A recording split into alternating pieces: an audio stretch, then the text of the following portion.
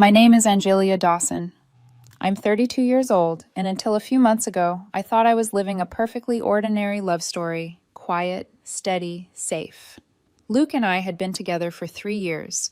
We weren't the couple that shouted or made grand gestures, but we built a life on small things, grocery lists, Sunday coffee, the comfort of routine. At least that's what I thought love was supposed to feel like calm. It happened on a Friday night, rain tapping the window movie playing on Netflix. Luke sprawled on the couch next to me, his phone face up on the cushion. He'd been smiling at it for half the evening, a small secret curve of his lips I hadn't seen in months. When the phone buzzed again, it was just there, a flash of white screen. My name wasn't on it. Can't wait to see you tonight, Diana. I didn't touch the phone. I didn't even breathe. My thumb hovered midair on the remote. The movie's dialogue melted into background static.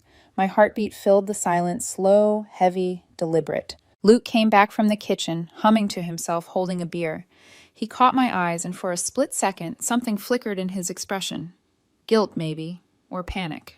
I didn't want to believe it, not yet, but my voice came out quieter than I expected. Who's Diana? The name hung in the air like smoke. He blinked, then laughed too quickly, too loud. What? She's just someone from work. Why are you being weird? I didn't answer. I didn't yell. I just looked at him long enough for the silence to make him shift his weight, long enough for that confident smirk to crack. His voice softened, but his eyes betrayed him. Angelia, it's not what you think. I tilted my head, almost curious. Then what is it? Nothing. Just the faint sound of rain and his shallow breathing. Then his shoulders sagged. Okay. Fine. He exhaled, defeated. I met someone. Her name's Diana. She makes me feel alive. I don't know, Angelia. It just happened. Alive. That word sliced through me more than the confession itself. I didn't cry. I didn't throw anything. I just said, then you should go feel alive. He blinked at me, as if I'd said something in a foreign language. That's all you have to say. I stood up slowly, feeling my own heartbeat steady like a metronome. You made your choice. He stepped toward me, voice desperate now. Wait, Angelia, I didn't mean to hurt you. You're my best friend. You're my safety net. There it was, safety net. The word didn't sting. It clarified everything. Every late-night meal I cooked, every anxious call I answered, every time I carried him through his storms, I wasn't a partner. I was a soft place to land when life got rough. I turned toward the bedroom. Then you'll learn to walk without one. His footsteps followed me down the hallway, frantic. You don't have to do this. We can talk about it. Diana doesn't change what we have. I paused at the door and looked at him, really looked. His hair was messy, his shirt half-buttoned, eyes wet, but not with regret, with fear. Fear of losing convenience, not love. Luke, I said quietly, you wanted adventure. Go live it. Inside the bedroom, everything felt sharper. My suitcase on the floor, the soft hum of the city outside, the echo of my own calmness. I began folding clothes, not in anger, but with methodical care. My hands didn't tremble. Every shirt folded was another moment of clarity. Luke stood at the doorway, helpless. You're really doing this? Yes. He laughed again, brittle. You think you can just walk out and be fine? I looked up, meeting his eyes. I don't think. I know.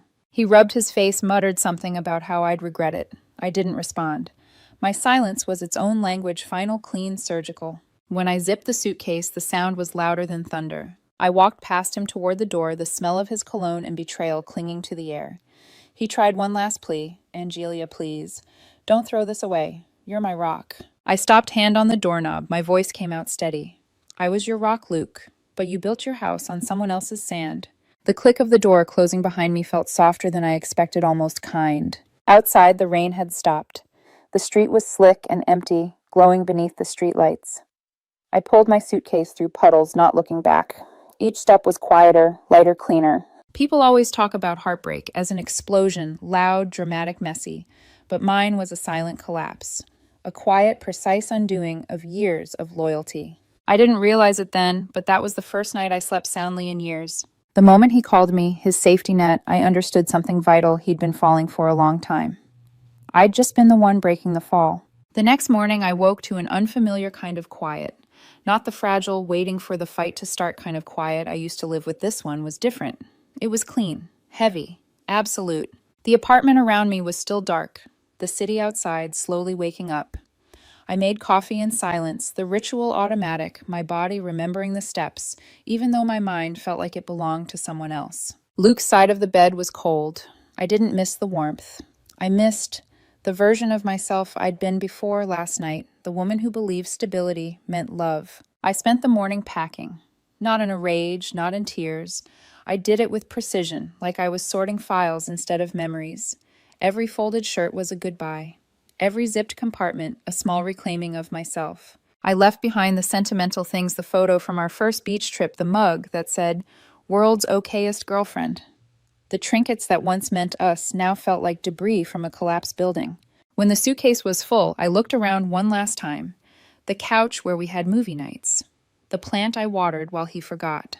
The faint smell of his cologne lingering near the hallway. It was all just noise now. I texted my manager, Melissa, at 7:13 a.m. "Morning, is the transfer position in Portland still open?" Her reply came a minute later. "It is, but they'll need you to relocate in 2 weeks." "I'll make it work," I typed. Decision made. As I loaded my suitcase into the car, my phone buzzed. Luke, 9:20 a.m. "Are you really leaving without even talking to me?" I stared at the screen. The same fingers that used to rush to answer him now hovered, indifferent.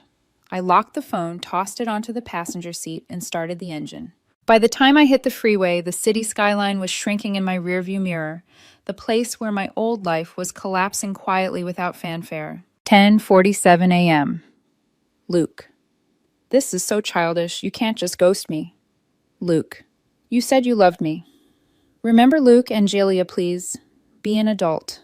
Each message came like the echo of a bad dream I'd already woken from. He still didn't understand. My silence wasn't revenge. It was closure. I stopped at a gas station just before noon. The sky was gray, the air damp. I deleted our old text thread. My thumb hovered over his contact for a moment. Then block. No drama, just a click. The sound of my phone going quiet was the softest victory I'd ever felt. By the time I reached Portland, the clouds had lifted. I checked into a small temporary apartment, white walls, cheap furniture, and a smell of bleach that somehow felt like hope. I stood in the middle of the room, suitcase by my feet, and exhaled for what felt like the first time in months. There was no one to cook for, no one to explain myself to, no phone lighting up with someone else's needs. That night, I unpacked the essentials, clothes, toiletries, a single framed photo of my parents. Then I opened my laptop and set up a playlist titled Freedom. Soft music filled the room as I lay on the couch, staring at the ceiling. I didn't feel happy, not yet, but I felt something better, empty. The kind of empty that wasn't painful but peaceful. Days turned into weeks. I learned the rhythm of my new life work gym walks by the river. Every small thing I did alone became a quiet rebellion against who I used to be. At work, people only knew me as Angelia Dawson, from project management, not Luke's girlfriend. It was liberating to exist without being defined by someone else's orbit. Sometimes late at night, I'd catch myself reaching for my phone out of old habit. Then I'd remember there was no one left to text, and somehow that felt like safety. A month later, on a random Tuesday, I realized something. The silence I once feared had become my sanctuary. No arguments, no explaining why I was too serious or too emotional, no walking on eggshells around someone else's moods. Just quiet. I made tea and stood by the window, looking at the city lights reflecting off the glass. In the reflection, I barely recognized myself, not because I'd changed, but because I'd stopped shrinking. That night, I wrote in my journal, I thought leaving would break me, but it's teaching me how to breathe again. People say healing is loud therapy, friends, self-help books, but mine was silent. It lived in tiny decisions, cooking dinner for one, buying fresh flowers, saying no without guilt. Luke still texted from time to time from unknown numbers. I didn't open them. I didn't need to. The best revenge isn't moving on fast, it's moving on quietly. And as the months passed, my silence became addictive. It was the sound of freedom and of finally belonging to myself. By the time spring rolled around, Portland no longer felt like a temporary escape. It felt like home. The apartment smelled like lavender candles and roasted coffee instead of bleach. My mornings began with sunlight through sheer curtains instead of Luke's alarm. I'd started running again, cooking for myself again, smiling not the polite performative smile of a woman trying to keep peace, but the kind that sneaks up when you catch yourself genuinely content. Life had grown simple, predictable, peaceful. So when my phone buzzed with an unknown number one Thursday evening, I almost didn't answer, but curiosity won. "Hello." A too familiar voice filled the line. "Angelia." "Oh, thank God." It's Chris. I froze for a heartbeat. Chris, Luke's best friend. The same guy who once said I was too stable for Luke. The guy who thought chaos was romantic. I leaned against the counter, voice neutral. Chris, why are you calling me? He hesitated, tone switching between forced cheer and guilt. Look, I know I'm probably the last person you want to hear from, but it's about Luke. My stomach didn't twist. My pulse didn't rise. I simply said, then this call was a mistake. Wait, he rushed out. You need to hear this. You were right about everything. I didn't respond. Just let the silence hang. He filled it as people like him always do. That girl, what's her name, Diana? Yeah, she quit her job 2 weeks after Luke left you. Said she wanted to focus on her art or something. He's been paying all her bills. And now well, let's just say she's got expensive taste. He gave a half laugh, the sound of someone who finds drama entertaining until it gets too close. Luke's drowning, he continued. He's miserable. He said you'd want to know. I exhaled slowly. Why would I? That silenced him for a second. Because, I don't know, Angelia. You cared about him. You were always the one holding him together. I looked out the window. The city lights shimmered like distant memories. I used to, I said. That's different. Chris chuckled nervously as if trying to soften me. He's really hit rock bottom, you know. Maybe if you talk to him, it'd help. The laugh that slipped out of me was quiet, almost kind. Chris Luke left because he wanted excitement. He found it. This is what excitement looks like when the bills come due. He tried one last time. Angelia, he misses you. He said you were the best thing that ever happened to him. I smiled faintly. He's right. But that doesn't mean he gets another chance. Chris sighed, clearly realizing this wasn't the redemption call Luke was hoping for. You've really changed. No, I said gently. I've just stopped being responsible for other people's messes. A beat of silence, then the click of the call ending. That night I didn't cry. I didn't even feel vindicated. What I felt was something colder, a strange, clean indifference. I made dinner pasta red wine music humming low from my speaker. The world outside kept moving completely unaffected by Luke's unraveling. And for the first time, I realized I wasn't part of his story anymore. I was living mine. The following week, I met new friends from work for drinks. We laughed, traded stories about bad bosses and failed dates. Nobody mentioned Luke. Nobody knew he existed. That anonymity was intoxicating. At one point, someone asked casually, "So, Angelia, are you seeing anyone?" I smiled. No, and honestly, I'm good with that. It wasn't loneliness, it was wholeness. Because once you've lived in constant emotional firefighting, peace feels like luxury. Later that night, I checked my phone before bed. A notification popped up, a friend request from Chris on social media. The caption under his latest photo read, "Some people are just built different, too strong to ever fall apart." I scrolled past it unimpressed. The truth was simpler. I had fallen apart, but I'd done it quietly and then rebuilt from the inside out. Weeks passed. The phone stayed silent. I thought that was the end of it. Until one morning as I was walking into the office, another unknown number called. I declined it. Then a message appeared. "Please, Angelia, he's not doing well. At least hear him out." I didn't reply. I didn't even open the thread again. Some people mistake silence for cruelty, but silence isn't unkind. It's the cleanest boundary there is. That night, I stood on my balcony watching the city breathe beneath me. In the distance, a storm was rolling in thunder, echoing softly over the rooftops. I thought of Luke, of the chaos he'd chosen. And I whispered into the wind, not out of hate, but closure. "You wanted the storm, Luke. I hope you enjoy the thunder." The words drifted away into the night, swallowed by the rain, before they could ever find him. And I went back inside to my quiet apartment, my warm tea, and my peace. It started innocently enough one of those evenings when work had drained every ounce of my energy, and all I wanted was a shower and silence. I dropped my bag by the door, kicked off my heels, and there it was, a new message from an unknown number. "Luke, Angelia, it's me. I know you probably don't want to hear from me, but I can't stop thinking about you. I made the biggest mistake of my life. Please, can we talk?" I stared at it for exactly 5 seconds. Then I locked the screen, tossed the phone onto the counter, and went to shower. The water was hot, the steam heavy, and for the first time I realized I wasn't trembling. Not from anger, not from heartbreak, just nothing. That kind of calm takes practice. Over the next few days, the messages came in waves, each one a different shade of desperation. "I can't sleep knowing I hurt you. Diana's gone. She wasn't who I thought she was. You were always the real one, Lena." Lena.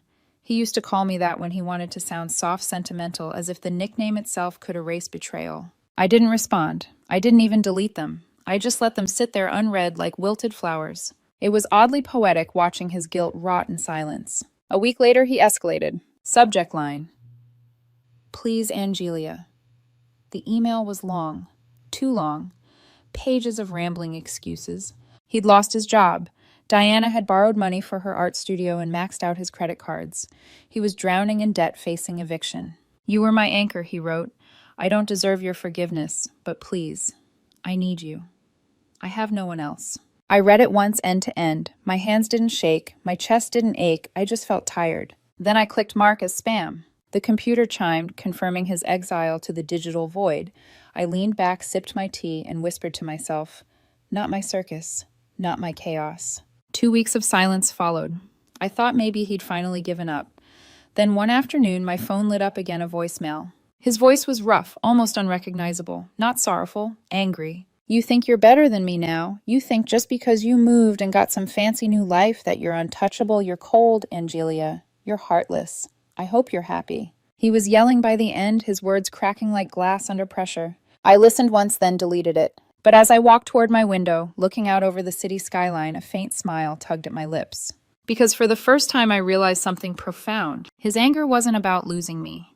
It was about losing access to me. People like Luke don't mourn love, they mourn convenience. He wasn't crying because he missed me, he was furious because the emotional ATM had finally closed. And deep down he knew I wouldn't reopen it. That evening, I met a few coworkers for drinks. One of them, Nina Sharp and kind, noticed I kept checking my phone. Bad news, she asked. I smiled. Old news. She clinked her glass against mine. To deleting old news. We laughed. It felt good, the kind of laughter that doesn't need permission. Later that night, walking home under the streetlights, I thought about how different I felt now. Months ago, his messages would have shattered me. I would have overanalyzed every sentence, looked for sincerity in his regret. Now I understood what closure really meant. Not forgiving someone, but becoming indifferent to whether they exist. Still, part of me knew this wasn't over. Luke was persistent when cornered. He always needed the last word, the final say. And deep down, I could sense the storm wasn't done with me yet. There was one more attempt coming. I could feel it in the air, like the tension before lightning. I poured myself a glass of wine, curled up on the couch, and looked out the window. The city lights shimmered below, unbothered by any of it. I whispered to the quiet room, almost amused, let him try one last time. Because this time I wasn't scared of his chaos. I was ready to end it. It happened on an ordinary Tuesday. I was at work halfway through reviewing a project proposal when my desk phone lit up with an unfamiliar number. Internal extension. Local area code. For a moment I hesitated. It could have been a client, so I answered. Angelia Dawson, Project Management. Silence. Then a shaky breath on the other end. Angelia, it's me. The sound of his voice felt foreign, thinner, weaker, stripped of all the confidence I once mistook for strength. Luke, I said flatly. How did you get this number? He rushed to explain, words tripping over themselves. I called your company's main line, said I was a client. I had to talk to you. My jaw clenched. He lied his way past reception. Even now, boundaries meant nothing to him. I'm hanging up, I said, reaching for the button. Please don't, he blurted. Just listen. Please, Angelia, I'm ruined. There was a tremor in his voice that once would have made me soften. Not today. She took everything, he continued. My savings, my cards. I'm getting evicted. I can't even afford rent next month. I don't know what to do. You were my rock, my safety net. You always kept me steady. I need you. The irony almost made me laugh. I looked out the window of my office, the city skyline gleaming beneath the sun. People walking briskly below life, moving forward. When I spoke, my voice was calm, measured, unshakable. Luke. He fell silent immediately. That net you're talking about, I said. It's gone. You cut it yourself. A choked breath came through the line. Please don't say that. You don't mean it. I mean every word. I leaned back in my chair, fingers tapping softly on the desk. You chose chaos over peace. You wanted excitement. Now you've got it. He sniffed, desperate.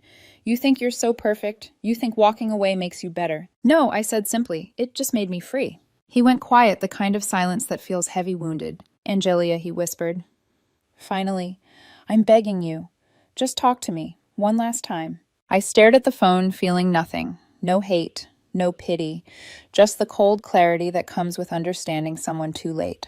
I am talking to you, Luke, I said softly, for the last time. Then with deliberate calm, I pressed the button and ended the call. No drama, no slamming, just silence deep and final. For a long moment, I sat there in my office, listening to the hum of the air conditioner and the faint chatter of my coworkers down the hall. It all felt distant, like the world had already moved on, and I was finally catching up. I exhaled slow and uneven. Then quietly I smiled. Because that was the exact moment I realized. It wasn't the betrayal that had broken me, it was the way I'd kept trying to fix someone who never wanted to heal. And now I'd stopped. A week later, I was updating a project timeline on my laptop when a small pop-up appeared in the corner of my screen. Connection request on LinkedIn, Luke L. Hi, Angelia. Hope you're well. Would be great to connect professionally. I stared at it for a long time. The audacity was almost impressive. After the cheating, the pleading, the voicemail full of venom, now he was trying to crawl back under the disguise of professionalism. It was the last pathetic trick in his emotional playbook. I didn't decline. I didn't accept. I just let it sit there, suspended in digital purgatory. Because indifference is louder than rejection. That night, I sat on my balcony with a cup of tea. The city spread out beneath me like a constellation. My phone buzzed again. Work emails, a message from Nina asking about weekend plans, a meme from my cousin. Normal life. Simple. I scrolled past Luke's name in the blocked list and smiled faintly before turning the screen off. I wasn't angry anymore, not heartbroken, not proud, just free. People always think closure comes when the other person apologizes, when they finally say the words you needed to hear. But it doesn't. Closure comes when you stop needing anything from them at all. That day I didn't get an apology. I didn't get validation. What I got was better, the quiet realization that nothing he could say would ever matter again. I took one last sip of tea, letting the cool night air brush against my skin. Below, the streets shimmered with headlights, strangers moving through their own stories, unaware of mine. And for the first time, I wasn't waiting for anyone to come back. I had already arrived. 6 months later, I woke up to the sound of soft morning light. No alarms, no phone buzzing beside the bed, just sunlight slipping through the curtains, and the quiet hum of a city that finally felt like mine. My name was still Angelia Dawson, but I wasn't the same woman who once folded herself small enough to fit inside someone else's comfort. I'd grown into the space Luke had abandoned, and it turned out to be vast. Saturday morning. The smell of freshly ground coffee filled the kitchen. I was humming to a song playing low from my speaker when my phone lit up with a notification. LinkedIn 1 pending connection request. Still there, Luke's name, frozen in that quiet digital limbo. For a moment, I considered clicking decline just to tie up the last loose end. But then I smiled. No, leaving it pending was better. It was poetic, like leaving an empty chair at a table where no one would ever sit again. I poured my coffee and took it out to the balcony. The city stretched beneath me, busy, alive, and different. Somewhere out there, Luke might still be spiraling, blaming everyone but himself. Maybe he'd finally learned something. Maybe he hadn't. Either way, it wasn't my story anymore. That evening, I had plans a dinner with Evan, a guy I'd met at the climbing gym. He was confident but not controlling. Quietly funny. The kind of man who asked, "How was your day?" and actually listened to the answer. I wasn't in love, not yet. Maybe not for a while. But for the first time, I wasn't terrified of starting over. Because I'd finally learned that peace doesn't mean the absence of love. It means loving yourself enough not to accept chaos disguised as passion. As I got ready, I caught my reflection in the mirror. Same brown eyes, same faint scar on my chin, same woman. And yet not the same at all. There was something new behind the eyes now, steadiness, quiet confidence. No more chasing apologies, no more trying to earn basic respect. Just me. Before I left, I sat at my desk for a moment and opened my journal, the same one I'd started on my first night in Portland. The last page was still blank. I wrote, I thought I left him to find peace, but I realize now I left to find myself. And she was waiting all along. I closed the book, set it on the shelf, and smiled. At the restaurant, the air smelled of garlic and wine. Evan waved from a table near the window. I joined him, and the evening unfolded easily, laughter, stories, comfort without effort. At one point, he asked about my past, not prying, just curious. I shrugged lightly. I had to learn the hard way that some people love the way storms do, loudly, destructively, briefly. I just prefer the quiet now. He smiled. Then here's to quiet. We clinked glasses. And in that small sound, the soft ring of glass against glass, I felt the last echo of Luke's voice fade completely. Later that night, as I walked home under a sky dusted with stars, I realized something so simple, it almost made me laugh. Freedom doesn't come from moving on. It comes from not looking back. When I reached my building, I paused at the door, staring at the city lights flickering in the distance. Luke's name flashed through my mind for a brief second, just a memory now hollow and weightless. I whispered into the night, not out of anger, but gratitude. Thank you for teaching me how to let go. Then I stepped inside, closed the door, and left the past outside where it belonged. The silence that filled my apartment wasn't empty anymore. It was full of laughter, of peace, of possibility. And this time it was all mine.